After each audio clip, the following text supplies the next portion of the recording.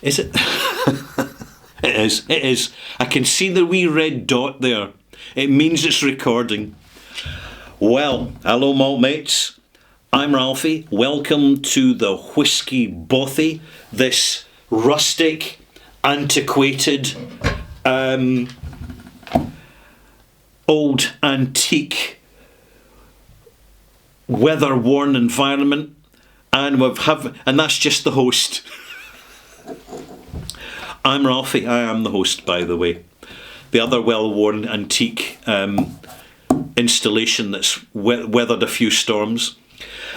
This review is Ralphie Review, Whiskey Bothy Review, 1061 extras. Extras means extra perspective, extra advice, extra content, extra opinion, extra thoughts around what we are buying and spending our money on, because my goodness, we have to be careful, because money these days is hard fought for. It takes up our skills, it elevates our stress levels, and furthermore, once we earn it by sacrificing the precious hours in our life, usually to an ungrateful employer who doesn't give a SHIT, we're left with a pay packet on which the government, which claims to represent us, I think a lot of people are seeing through that these days, by purely through the mechanism of extortion, demand taxes from us, and therefore we pay a substantial amount of our earnings in taxes from multiple directions. And this means when we get to spend a little bit of money that we've earned,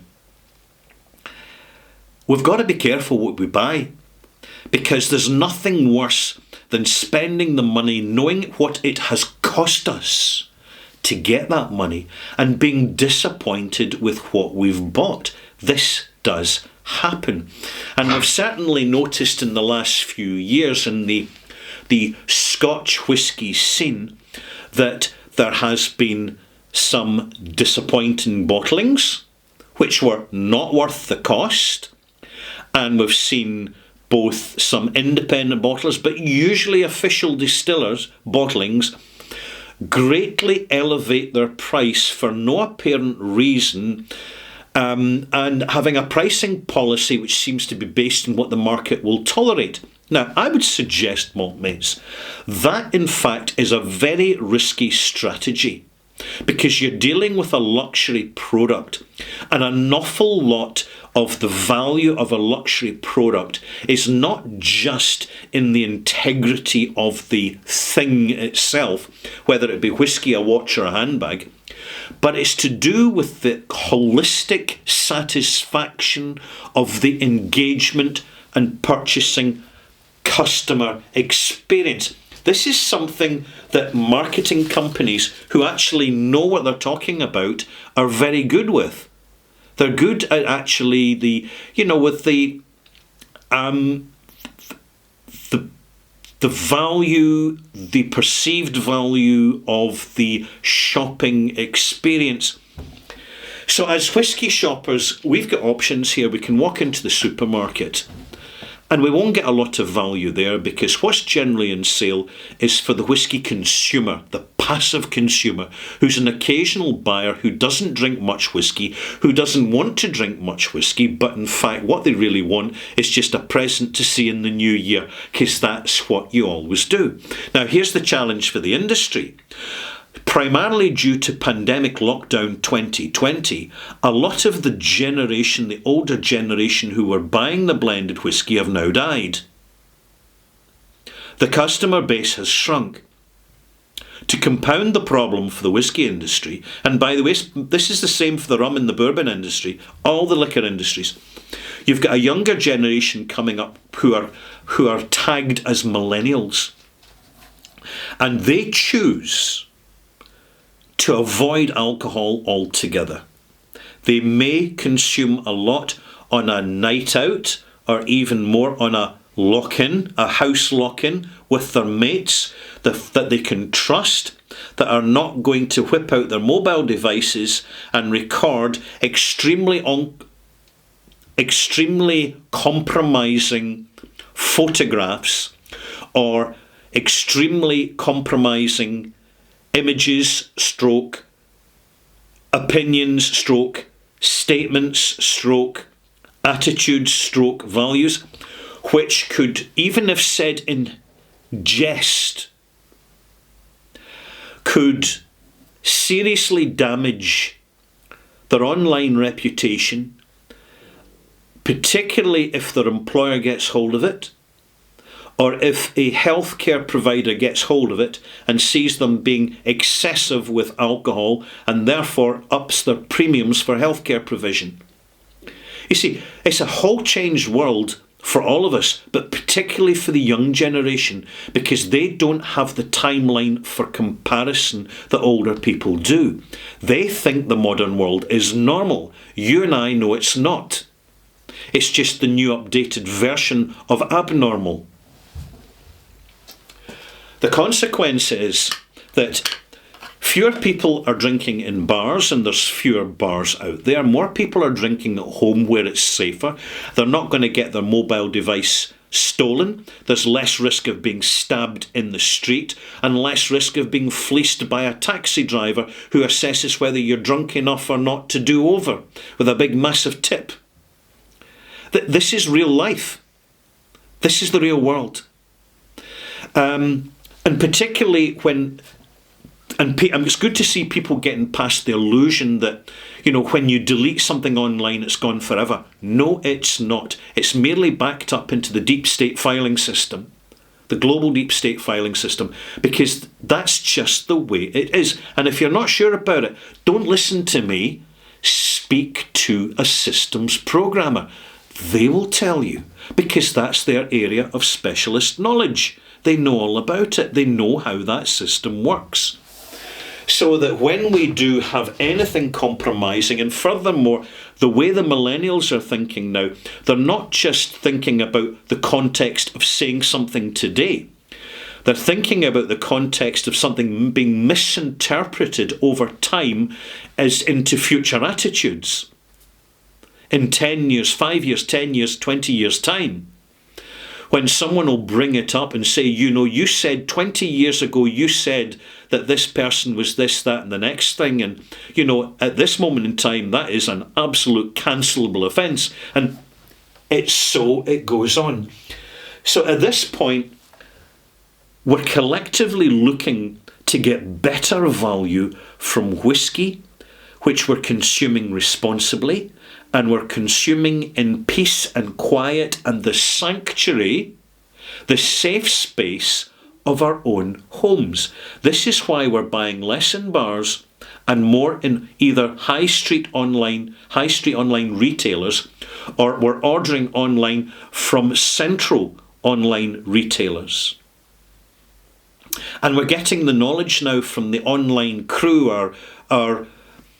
our malt mates, not just the so-called influencers, as legacy media likes to brand us as, to put us into their convenient little pigeonhole, but it's the enthusiasts who are established in delivering narrative like myself. It's wonderful actually to see the conversation and the narrative go beyond that now, and it becomes a two-way mutual process on Discord sites, on Reddit sites, on forums. As forums become more relevant and more animated and more proactive. And this is creating a big challenge for the Scotch whisky industry in particular. And I'm going to give you a very, very good example of that. See this. From now on, when I'm reviewing whiskies in my channel, I'm not even going to show the container on the barrel itself, only the bottle. Because let me ask you a question. When you open a bottle, what do you do with the container?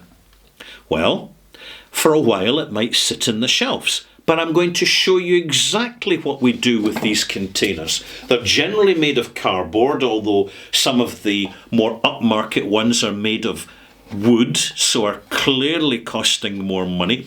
They can actually cost over £50, funnily enough. But this is a fairly simple one. It's got a metal top, a metal base, a rigid cardboard tube. How much do you think this costs the distillers to source?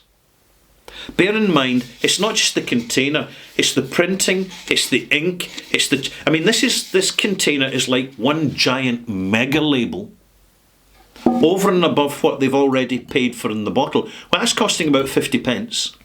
The top and the securing's costing another £1. That's about £2 for that. What's this? This can cost up to £5. And yet, what are we doing with it? I'll show you what we do with it. This is what we do with it sooner or later.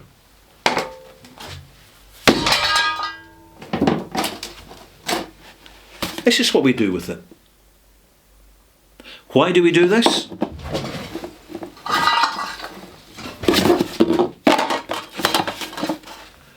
So it won't fill up our bin too quickly. Let me put this into perspective. Every time you buy a bottle of whiskey with a container, you're paying, and I'm paying, for that container that we have no use for.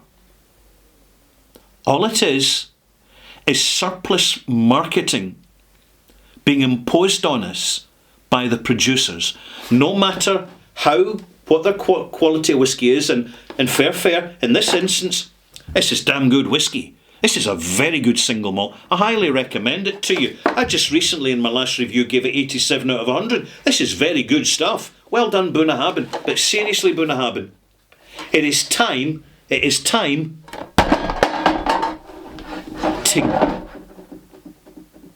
to get rid of your containers. When I walk into any supermarket or specialist liquor retailer, I will notice immediately that 98% of all the wine there has no containers. The whiskey, they've virtually all got containers. And I'm fed up of paying additional premiums for stuff that I do not want. What I want is good whiskey. Now, word of note to distillers, if you discard these containers, plastic, tin, paper, all of which is supposedly recyclable, but isn't. Let's take a reality check here. It isn't. And instead of spending the money in the containers, you spend money on wooden casks. How's that going to look for your reputation? You're being environmentally conscious, and you're quite clearly, because we're tasting your whiskey and it's improving and it's getting better, and we're tasting good quality casks, because you've redirected the money from these useless, pointless, superfluous containers, and you've actually put them into the quality of what you make, which is fundamentally what we, the malt mates and experienced whiskey drinkers, what we really want to buy. We're not wanting to buy boxes. We want to buy bottles, because bottles are the practical utility device for holding good quality single malt whiskey without it going off, tainting or being disrupted by the use of, say, plastic. And as for recycling of glass, that's easy peasy. There's glass getting regularly recycled, ground down and put into road fill, and it's very, very effective. And yes, I'd rather keep an old empty bottle of whiskey than I would a carton of whiskey. And if I'm keeping it in my stash, I've got to take the bottle out of the carton so I can keep an eye on the fill level going down and the condition of the label. I just mentioned this in passing. I think that it's been a background ambient conversation in the past, but now it really matters, because we've reached a crossroads now that people are saying enough is enough. I'm not paying your additional premiums for your whiskey. You can't just jack up the prices on a whim and expect us to buy into the deluxe luxury boutiquiness of it all, because we're not going to be suckered anymore. Look at the state of Macallan now.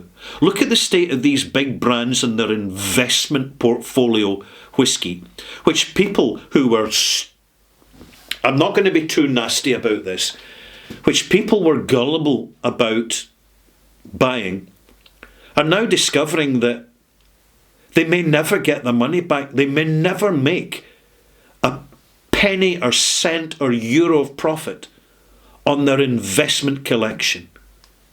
Because things change so fast, because that's what happens in the modern world. And the busy distillery, the successful distilleries, the distilleries that get this, that get that things are changing, are the ones that are going to survive.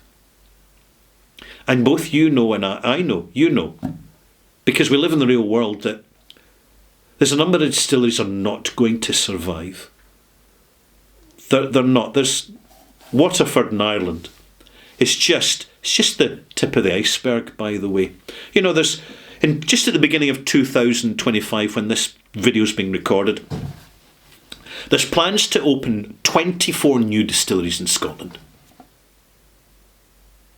Let me give some advice to these distilleries that are about to open their doors and start producing whisky.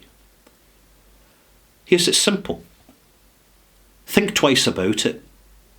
And if you owe money to banks, don't open your doors and don't waste any more of your precious time, because the banks will absolutely crucify you. Because that's the way they do business in Britain.